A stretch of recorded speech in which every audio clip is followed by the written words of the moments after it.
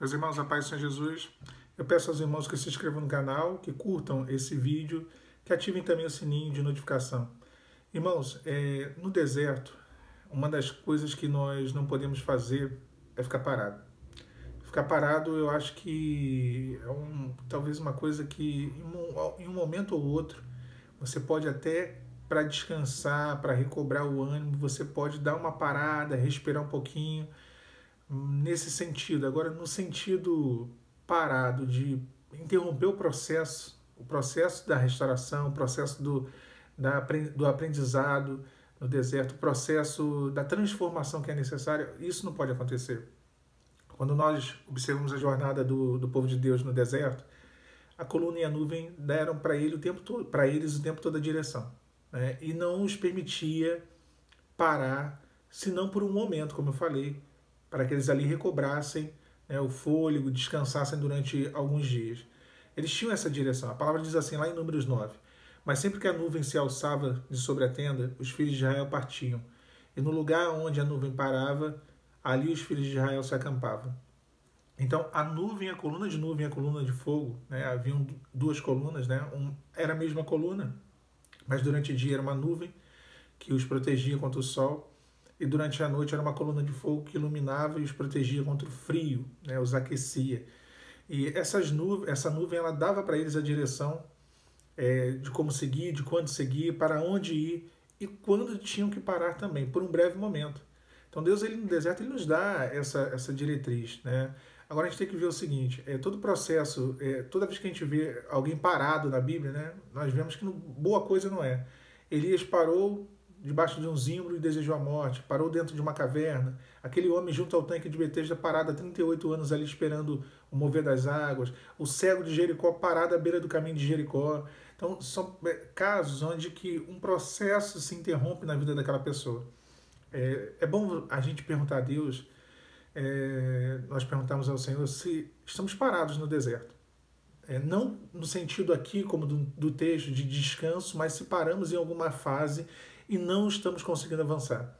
É bom buscar de Deus essa resposta. No início do deserto, parar é péssimo.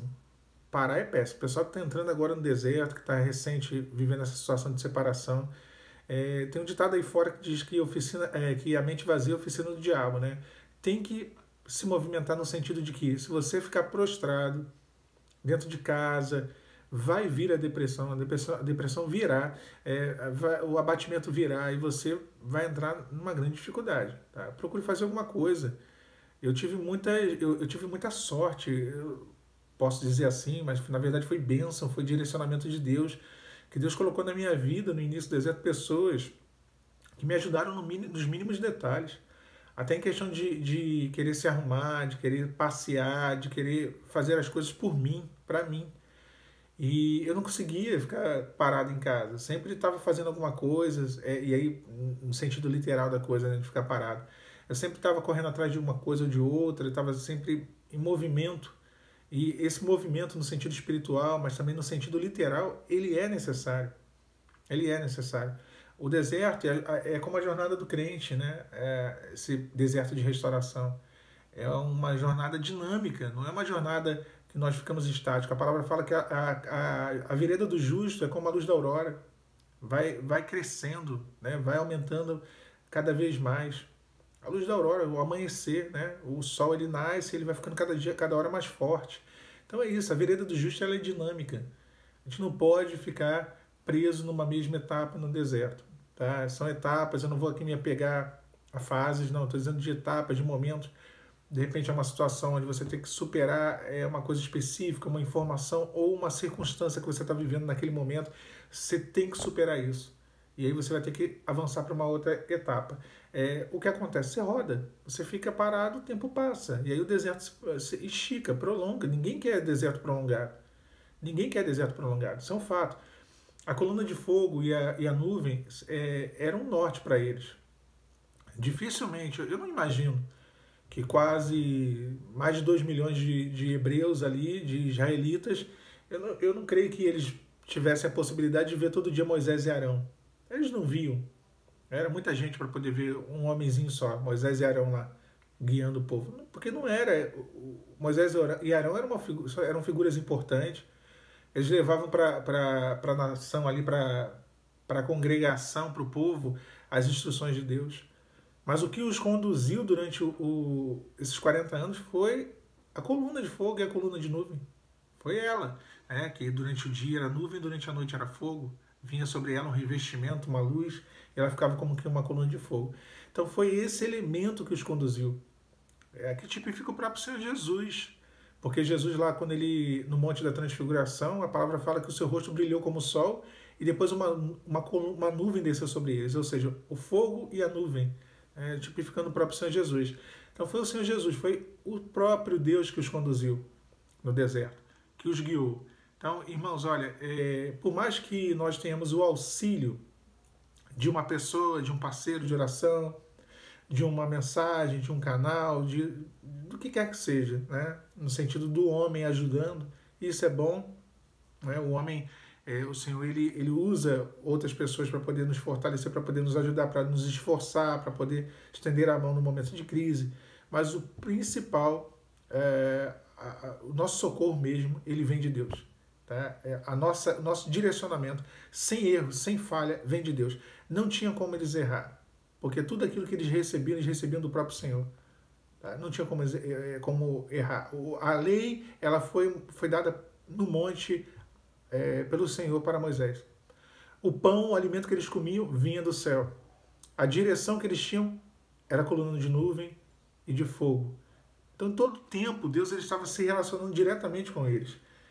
Deus estava tabernaculando com eles. Havia o tabernáculo ali, que era a própria presença. A nuvem descia sobre o tabernáculo, aquilo que a palavra em hebraico diz, a Shekinah, a glória de Deus descia, e Deus ali se relacionava com o seu povo. Então, Deus ele não deixou o povo desamparado no deserto. Deus não nos deixa desamparados.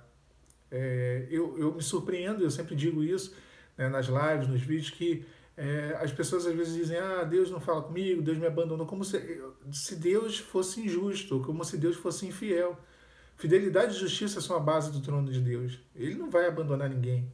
Ele não nos bota numa aprovação, fica aí sofrendo que eu estou indo embora, né? Fica aí sofrendo, boa sorte para você, tá? Depois qualquer coisa, se você conseguir sair daí, a gente se encontra. Não, ele entra conosco na aprovação.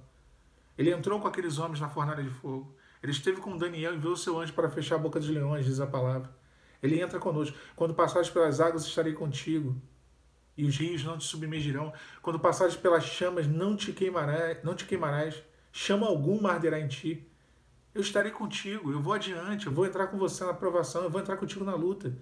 Foi Deus quem conduziu eles a cada momento, a cada passo que eles deram. Então, não é diferente na sua vida, meu irmão, minha irmã.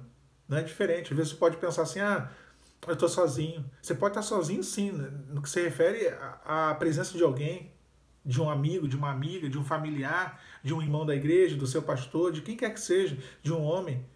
Mas agora o Espírito Santo, ele não nos abandona.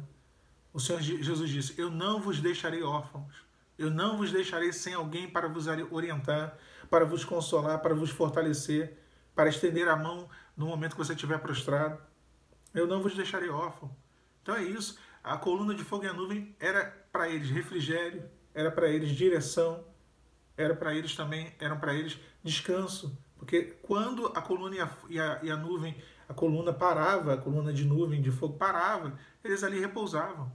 Deus ele entende o momento correto, o momento que nós devemos seguir, o momento que é hora de marchar, né? Diga ao povo que marche, vai lá, vai caminhar, vai seguir, vai orar, vai jejuar, vai pagar um preço, e ele entende a hora que tem que parar um pouquinho. Vamos parar aí, vamos respirar, tu tá cansada, você tá cansado, não é momento agora de querer dar o gás, não é momento agora de querer fazer, querer jejuar demais, orar demais. Não, dá uma paradinha, devagar, cuida de você, respira, descansa. A palavra fala aqui, em Números 9, versículo 17, que todas as vezes que, no lugar onde a nuvem parava, ali os filhos de Israel se acampavam. Porque Deus ele conhece seu povo.